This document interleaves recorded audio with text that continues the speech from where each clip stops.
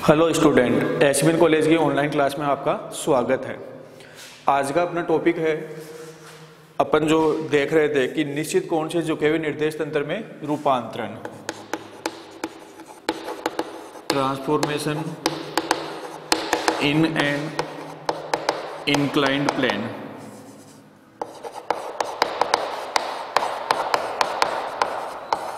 इसके अंदर अपने पास में दो केस है। पहला केस है 2D transformation, 2 dimension transformation,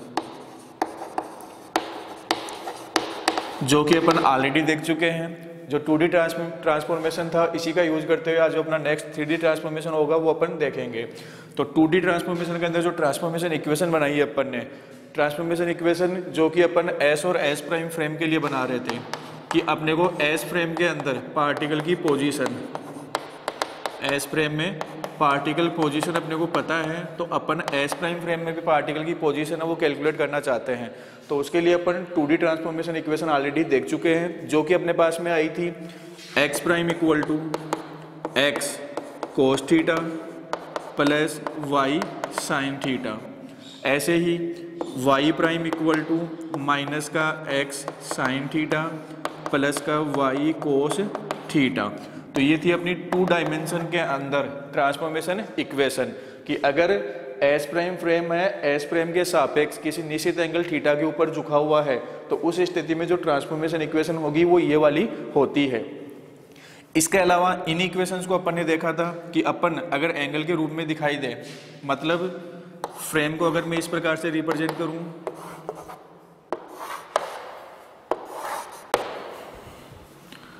x axis x prime, y y prime, angle था अपने पास में थीटा एंगल, ये थीटा एंगल। सिचुएशन ये वाली थी कि पार्टिकल की पोजीशन पी ये वाली है, यहाँ से अपन ने लंब डाला है और एक लंब ये डाला था, एक लंब ये डाला था, ये वाली सिचुएशन थी अपने पास में।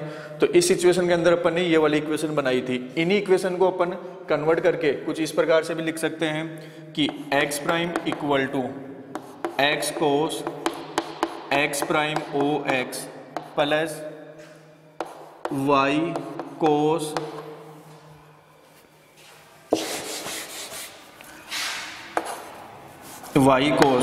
एक्स प्राइम ओ वाई।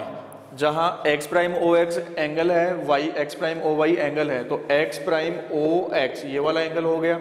ऐसे ही एक्स प्राइम ओ वाई, तो एक्स प्राइम ओ और y ये वाला एंगल हो गया।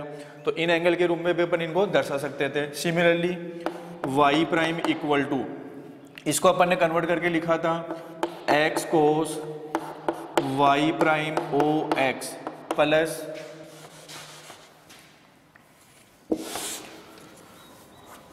y कोस y प्राइम ओ वाई। तो ये थी अपनी 2 डायमेंशन के अंदर ट्रांसफॉर्मेशन इक्वेशन। यदि एस प्राइम फ्रेम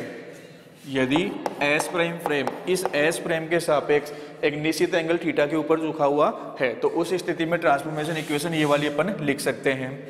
तो अब अपन नेक्स्ट देखेंगे अपना त्रिविमीय रूपांतरण, 3D ट्रांसफॉर्मेशन। फर्स्ट हो गया 2D, सेकेंड है 3D ट्रांसफॉर्मेशन। तो 3D ट्रांसफॉर्मेशन इक्वेशन लिखने के लिए अपने पास में जो ये 2D ट्रांसफॉर्मेशन इक्वेशन है, अपन इन्हीं इक्वेशन का यूज करेंगे। तो इन्हीं इक्वेशन को अपन आगे एक्सटेंड कर सकते हैं, जनरल वे के अंदर 3D के रूप में भी इक्वेशन लिख सकते हैं। तो 3D के अंदर अगर इक्वेशन लिखना चाहें अपन, तो 3D के अंदर इक्वेशन लिखने के लिए अगर अपन फ्रेम की बात करें, तो फ्रेम को कुछ अपन ऐसा रिप्रेजेंट कर सकते हैं कि अपनी जो एस फ्रेम है, एस फ्रेम के अंदर जो अपने एक्स वाई जेड एक्सिस होंगे वो ये वाले हो गए। ये तो हो गई अपनी S frame. S prime frame की बात करें तो एस प्राइम फ्रेम के तीनों एक्सिस, क्योंकि अपन 3D ट्रांसफॉर्मेशन की बात कर रहे हैं, तो जो तीनों एक्सिस है वो थीटा एंगल के ऊपर झुके हुए हैं। तो उनको अपन इस प्रकार से रिप्रेजेंट कर सकते हैं, ये एक्स प्राइम, ये वाई प्राइम और ये जेड प्राइम। तो ये वाले एंगल हो गए अपने थीटा एंगल। 2D के अंदर अपन ने जेड और जेड प्राइम में कोई भी चेंजेस नहीं देखा था, क्योंकि वहां पे जेड और जेड प्राइम एक ही रेखा को रिप्रेजेंट कर रहे थे। जबकि यहाँ पे 3D ट्रांसफॉर्मेशन के अंतर्गत क्या होंगे, तीनों ही एंगल एस प्राइम फ्रेम के तीनों ही एक्सिस होंगे, वो एस फ्रेम के तीनों एक्सिस से किसी निश्चित एंगल थीटा के ऊपर झुके हुए हैं। तो अपन जो इक्वेशन ये वाली थी 2D ट्रांसफॉर्मेशन की इक्वेशन, इन्हीं के आधार पे अपन 3D ट्रांसफॉर्मेशन इक्वेशन लिखना चाहें तो उनको अपन लिख सकते हैं कि सिमिलरली इक्वेशन 1। तो अपन लिखना चाहें तो 3D के अंदर इक्वेशन क्या लिखी जाएगी, x prime equal to x cos x prime O x plus Y cos x prime O y. ये तो 2D के सेम हो गई। 3D की बात करें तो 3D के अंदर z के लिए अपन इक्वेशन लिखें तो plus z cos x prime O Z. तो ये 3D के लिए x कोऑर्डिनेट की इक्वेशन हो गई। सिमिलरली y कोऑर्डिनेट की इक्वेशन लिखूं मैं, y प्राइम इक्वल टू, तो ये बन जाएगा x कोस, एंगल जो x प्राइम ओ एक्स था वो एंगल बनेगा y प्राइम ओ एक्स, y प्राइम ओ x plus y cos y prime ओ y plus z cos y prime ओ जेड। ये हो गई अपनी y कोऑर्डिनेट के लिए इक्वेशन। सिमिलरली z कोऑर्डिनेट के लिए इक्वेशन लिखें तो z prime equal to z cos, तो यहाँ पे x प्राइम y प्राइम, तो यहाँ पे अपन लिख सकते हैं z प्राइम ओ जेड, z प्राइम ओ x plus y cos z prime ओ y plus z cos z prime O Z. तो ये हो गई अपनी 3D के अंदर ट्रांसफॉर्मेशन इक्वेशन। और किस कंडीशन में कि यदि एस प्राइम फ्रेम के कोऑर्डिनेट्स एस प्राइम फ्रेम के जो एक्सिस रेखाएं हैं एक्स प्राइम वाई प्राइम और जेड प्राइम, वो एस फ्रेम के एक्सिस मतलब एक्स वाई और जेड के सापेक्ष थीटा एंगल पे झुके हुए हैं। तो उस स्थिति में 3D की जो ट्रांसफॉर्मेशन इक्वेशन होगी वो ये वाली। तो इनको अपन इक्वेशन 2, तो ये दोनों, ये जो इक्वेशन नंबर 2 है वो अपन ने किसके आधार पे लिखी है, इक्वेशन 1 के आधार पे, जो कि 2D ट्रांसफॉर्मेशन इक्वेशन थी। अब यदि मैं ये मान लूं कि अपने जो एक्स वाई जेड एक्सिस हैं उनके अनुदिश एकांक सदिश एक्स वाई जेड एक्सिस, इनके अकॉर्डिंग एकांक सदिश आई केप जे केप और के केप, ये अपन मान लेते हैं कि एस फ्रेम के जो एक्सिस है एक्स वाई जेड उनके अकॉर्डिंग एकांक सदिश क्या है, आई केप जे केप और के केप। सिमिलरली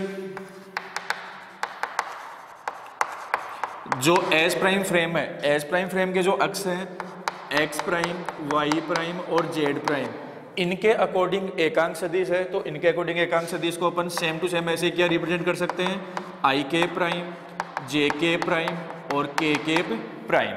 तो एस प्राइम फ्रेम के लिए जो एकांक सदिश है वो आई केप जे केप के केप प्राइम, और एक्स वाई जेड या एस निर्देश तंत्र के सापेक्ष जो एक्सिस रेखाएं हैं उनके लिए एकांक सदिश है वो आई केप जे केप के केप है। तो उस स्थिति में जो अपने पास में ये एंगल है इक्वेशन नंबर 2 में, कोस एक्स प्राइम ओ एक्स वाई वाला जेड, ये वाले जो एंगल है, इन एंगल को अपन कुछ अलग तरीके से रिप्रेजेंट कर सकते हैं इन एकांक सदिशों के रूप में। वो कैसे कर सकते हैं, तो फॉर एग्जाम्पल अपन देखें अपने पास में, अगर मैं ये लिखूं आई के prime dot I cap equal to, दो एकांक सदिश है, इन एकांक सदिशों का डॉट प्रोडक्ट अपन करें तो डॉट प्रोडक्ट क्या होगा अपने पास में, डॉट प्रोडक्ट अपन लिखते हैं a vector dot b vector, उसको अपन लिखते हैं mod of a mod of b cos theta. जो थीटा एंगल होगा वो होगा ए वेक्टर और बी वेक्टर के मध्य का एंगल। तो यहाँ पे अपन देखें आई के प्राइम डॉट आई केप, इनके लिए अपन क्या लिखें, तो mod of i cap prime mod of i cap cos theta. तो थीटा एंगल आई के प्राइम और आई केप के बीच का एंगल, जो कि अपने जो डायग्राम था उसके अंदर अपन देख सकते हैं, ये एक्स और ये x prime, y y prime, z और जेड प्राइम।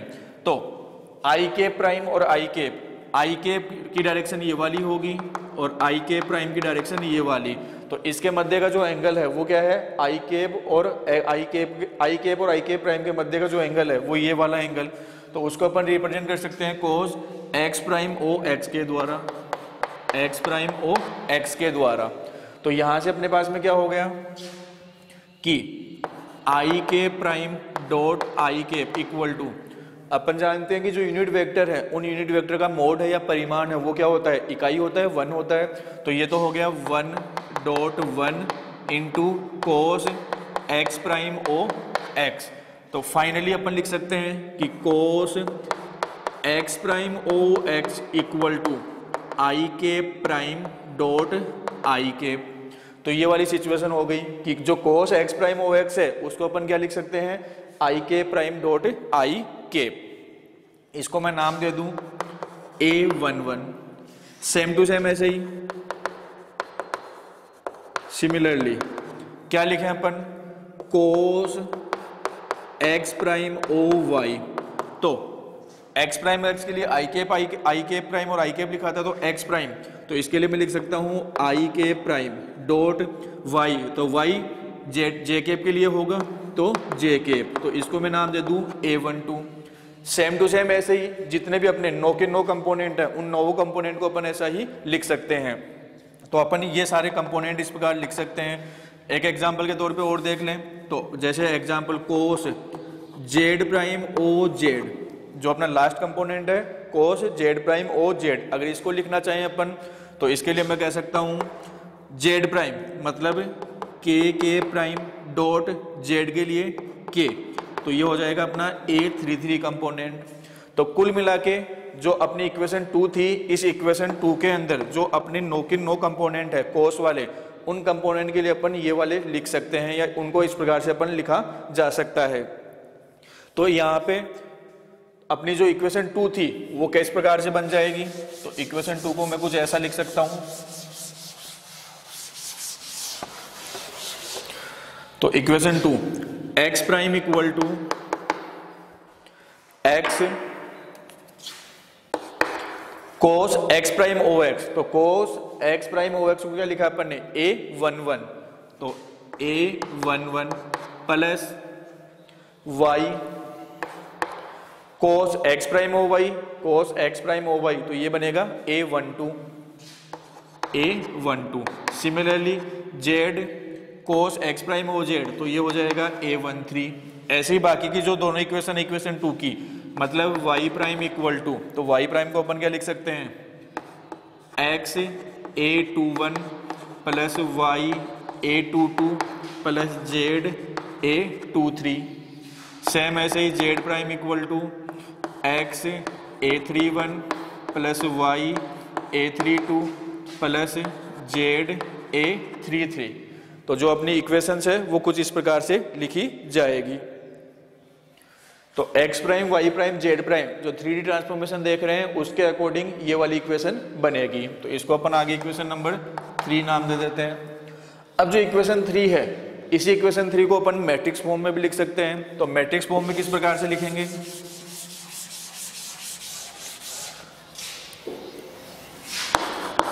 इन मैट्रिक्स फॉर्म।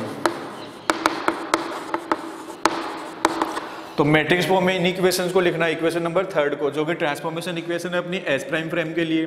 तो मैट्रिक्स फॉर्म में अपन लिख सकते हैं एक्स प्राइम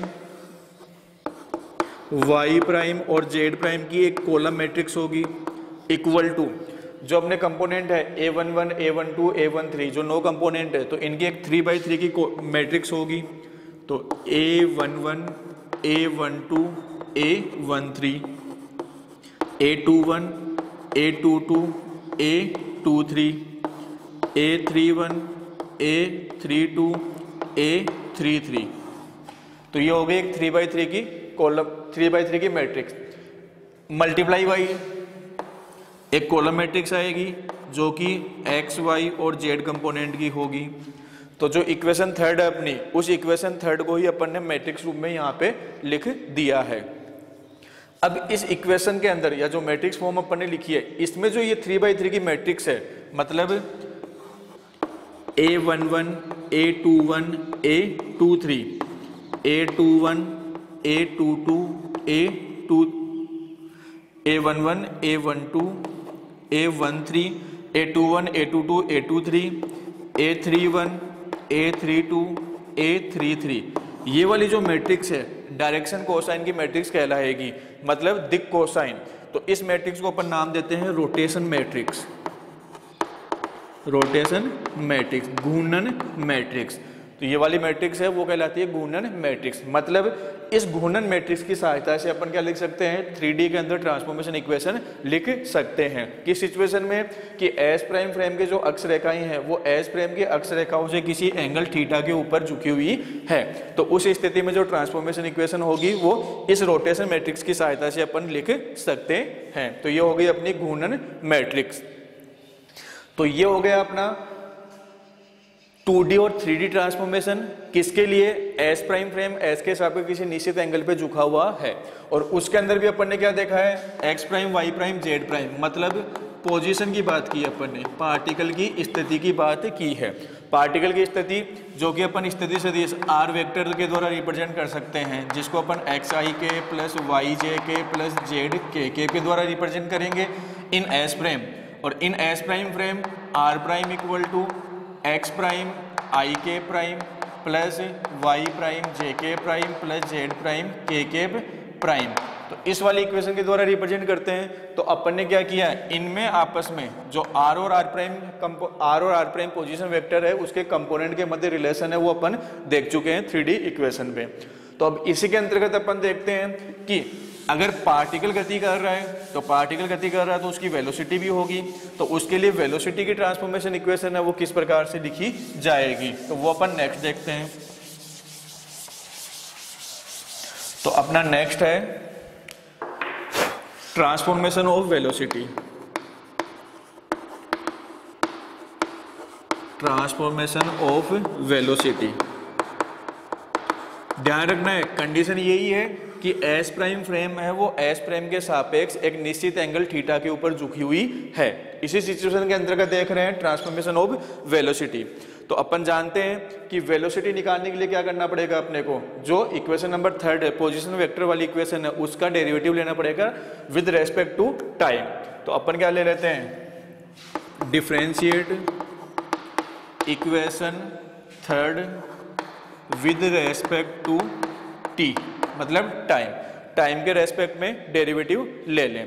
तो उस स्थिति में क्या इक्वेशन बनेगी, जो इक्वेशन 3 है उसकी जो फर्स्ट इक्वेशन है उसकी बात करूं, मैं डेरिवेटिव ले रहा हूं टाइम के रेस्पेक्ट में, तो इक्वेशन बनेगी dx prime upon dt equal to a11। ये तो अपने पास में क्या था, कंपोनेंट था, इस टाइम पे डिपेंड नहीं कर रहा इसलिए इसका डेरिवेटिव नहीं होगा। a11 dx upon dt plus a12 dy upon dt plus a13 dz upon dt। तो dx prime upon dt equal to a11 dx upon dt plus a12 y का derivative dy upon dt plus a13 और z का derivative हो गया dz upon dt। तो dx prime upon dt x prime s prime frame में particle की position को represent कर रहा था, उसका एक्स कोऑर्डिनेट था, तो उसका अगर डेरिवेटिव ले रहे हैं तो क्या होगा, पार्टिकल की वेलोसिटी प्राप्त होगी। और पार्टिकल की वेलोसिटी v वेक्टर से लिखे अपन, v prime s prime frame के अंदर, तो उसका x कंपोनेंट, तो x कंपोनेंट को अपन क्या रिप्रेजेंट कर सकते हैं, vx प्राइम के द्वारा रिप्रेजेंट कर सकते हैं। तो यहाँ पे डेरिवेटिव क्या होगा, vx prime equal to a11 जो अपना रोटेशन मैट्रिक्स का कंपोनेंट है, तो a11 dx upon dt S frame में पार्टिकल की वेलोसिटी का कंपोनेंट है, तो जिसको अपन रिप्रेजेंट करेंगे vx के द्वारा, plus a12 dy upon dt, तो ये वेलोसिटी का y कंपोनेंट हो जाएगा vy। Similarly a13 dz upon dt S frame में पार्टिकल की वेलोसिटी v का z कंपोनेंट जो कि लिखा जाएगा vz के द्वारा। तो एस प्राइम फ्रेम में पार्टिकल की वेलोसिटी v प्राइम का x कंपोनेंट vx प्राइम जो कि इस इक्वेशन के द्वारा रिप्रेजेंट किया जाएगा। तो अपने जो इक्वेशन 3 है उसकी जो फर्स्ट इक्वेशन है उसका अपने टाइम के रेस्पेक्ट में डेरिवेटिव लिया है। सिमिलरली अपन क्या कर सकते हैं, जो y प्राइम और z प्राइम की इक्वेशन है उनका भी टाइम के रेस्पेक्ट में डेरिवेटिव ले सकते हैं। तो टाइम के रेस्पेक्ट में डेरिवेटिव लेंगे तो अपन सीधा ही लिख सकते हैं, सेम टू सेम इसी तरह अपन यूज करेंगे। तो इसी तरह अगर अपन लिखना चाहें तो y प्राइम, तो y प्राइम के लिए क्या होगा, डेरिवेटिव लेने के बाद में vy prime equal to a21 vx plus a22 vy plus a23 vz। ऐसे ही थर्ड वाला लिखेंगे component v z prime equal to A31 Vx plus A32 Vy plus A33 Vz। तो ये हो गई अपनी इक्वेशन नंबर 4, जो कि रिप्रेजेंट किसको कर रही है, एस प्राइम फ्रेम में पार्टिकल की वेलोसिटी के कंपोनेंट को रिप्रेजेंट कर रही है। या अपन कह सकते हैं कि एस प्राइम फ्रेम में पार्टिकल की वेलोसिटी के कंपोनेंट और एस प्राइम में पार्टिकल की वेलोसिटी के कंपोनेंट के मध्य रिलेशन वो इक्वेशन नंबर 4 के द्वारा दिए हुए जाएंगे। तो ये हो गया अपना वेलोसिटी का ट्रांसफॉर्मेशन। अब नेक्स्ट, पार्टिकल अगर गति कर रहा है तो गति जरूरी नहीं कि पार्टिकल की वेलोसिटी वो कांस्टेंट हो, पार्टिकल वो एक्सीलरेटेड मोशन भी कर सकता है। और पार्टिकल का एक्सीलरेटेड मोशन का मतलब कि पार्टिकल की वेलोसिटी में चेंजेस हो रहा है। तो अगर पार्टिकल की वेलोसिटी में चेंजेस हो रहा है तो अपना नेक्स्ट पॉइंट है transformation of acceleration, transformation of acceleration, त्वरण का रूपांतरण। ध्यान रखना है अपना जो मेन टॉपिक है वो यही चल रहा है कि एस प्राइम फ्रेम में एस प्राइम के सापेक्ष किसी निश्चित एंगल थीटा पे झुकी हुई है, तो उस स्थिति में पार्टिकल का जो एक्सीलरेशन है वो क्या होगा। तो सिंपल सा है, अपन जानते हैं ऑलरेडी कि पार्टिकल का एक्सीलरेशन ए वो होता है dv अपॉन dt, मतलब वेलोसिटी में टाइम के रेस्पेक्ट में अपने को चेंजेस देखना है या वेलोसिटी का टाइम के रेस्पेक्ट में डेरिवेटिव अपने को लेना है। तो इक्वेशन नंबर 4 जो कि वेलोसिटी की इक्वेशन है, इस वेलोसिटी की इक्वेशन का टाइम के रेस्पेक्ट में डेरिवेटिव ले। तो इक्वेशन 4 का डेरिवेटिव लेता हूं मैं, तो differentiate equation 4 with respect to t, t means time, time के रेस्पेक्ट में डेरिवेटिव लेना है। तो इक्वेशन 4 की फर्स्ट इक्वेशन उसका डेरिवेटिव लेकर लिखें तो अपन लिख सकते हैं dvx prime upon dt equal to, अब बात वही जो अपना A11, A12, A13 कंपोनेंट है टाइम के रेस्पेक्ट में क्या है, कांस्टेंट है। तो ये तो ऐसे कैसे आ जाएंगे, A11 dvx upon dt plus A12 dvy upon dt plus A13 dvz upon dt। तो ये इसका डेरिवेटिव हो गया। Vx प्राइम का टाइम के रेस्पेक्ट में डेरिवेटिव मतलब क्या बनेगा, Ax प्राइम। Ax प्राइम है क्या, एस प्राइम फ्रेम में पार्टिकल के एक्सीलरेशन का x कंपोनेंट, या अपन कहते हैं एस प्राइम फ्रेम में जो कण है वो गतिशील अवस्था में है, तो गतिशील अवस्था में होने में उसमें जो त्वरण उत्पन्न हो रहा है उस त्वरण का जो x कंपोनेंट है वो क्या है, Ax प्राइम इक्वल टू, तो ये अपने पास में बनेगा A21 Ax plus A11 Ax plus A12 Ay plus A13 Az। तो ये हो गई x कंपोनेंट की एक्सीलरेशन इक्वेशन। सेम ऐसे ही जो इक्वेशन नंबर 4 है उसकी जो बाकी की दोनों इक्वेशन है Vy प्राइम और Vz प्राइम, मतलब y कंपोनेंट और z कंपोनेंट, उनको भी अपन लिख सकते हैं। तो वो अपन सीधा ही लिख सकते हैं। सिमिलरली इसी प्रकार से क्या लिख सकते हैं अपन, Ay प्राइम मतलब एक्सीलरेशन का y component s prime frame में, तो वो हो जाएगा A21 Ax plus A22 Ay plus A23 Az। ऐसे ही Az prime equal to A31 Ax plus A32 Ay plus A33 Az। तो अपनी इक्वेशन नंबर हो गई 5, जो कि एस प्राइम फ्रेम में एक्सीलरेशन की इक्वेशन को रिप्रेजेंट कर रही है। किसके साथ, एस प्राइम में जो एक्सीलरेशन है उसके साथ में रिलेशन को रिप्रेजेंट कर रही है।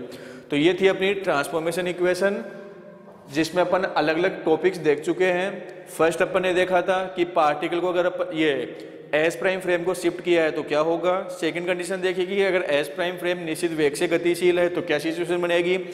थर्ड कंडीशन अपन ने देखी कि S prime frame S prime के सापेक्ष किसी निश्चित एंगल पे झुकी हुई है तो क्या सिचुएशन बनेगी, और उसी के अंतर्गत अपन ने 2D ट्रांसफॉर्मेशन और 3D ट्रांसफॉर्मेशन देख चुके हैं, और उसी में इन सब के अंदर पोजीशन, वेलोसिटी और एक्सीलरेशन तीनों के ट्रांसफॉर्मेशन इक्वेशन अपन देख चुके हैं। अब अपना नेक्स्ट जो ट्रांसफॉर्मेशन इक्वेशन है, पहले दो ट्रांसफॉर्मेशन इक्वेशन कंपैरिजन करें कि पहले में शिफ्ट किया फिर गति करवाया, थर्ड अपना किसी एंगल पे झुका दिया। अब फोर्थ कंडीशन लेते हैं अपनी कि एस प्राइम फ्रेम है वो किसी नियत कोणीय वेग से घूर्णन गति कर रही है। S prime frame S frame के सापेक्ष किसी नियत कोणीय वेग से घूर्णन गति कर रही है। तो रोटेटिंग फ्रेम की बात करें तो नेक्स्ट अपना ट्रांसफॉर्मेशन इन जो फोर्थ पॉइंट है, transformation in rotating frame of reference.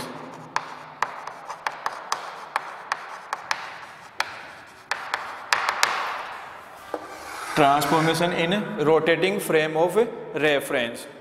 तो रोटेटिंग फ्रेम ऑफ रेफरेंस के अंदर अपन देखना चाहते हैं, तो मान लेते हैं कि अपने पास में दो फ्रेम है, पहली फ्रेम है एस फ्रेम और जो दूसरी फ्रेम एस प्राइम फ्रेम ले रहे हैं, तो उसको अपन रोटेटिंग फ्रेम के आधार पे इसी को अपन यहाँ पे नाम ले लेते हैं आर फ्रेम। चाहे तो अपन एस प्राइम फ्रेम भी ले सकते हैं या इसी को अपन आर फ्रेम भी कह सकते हैं।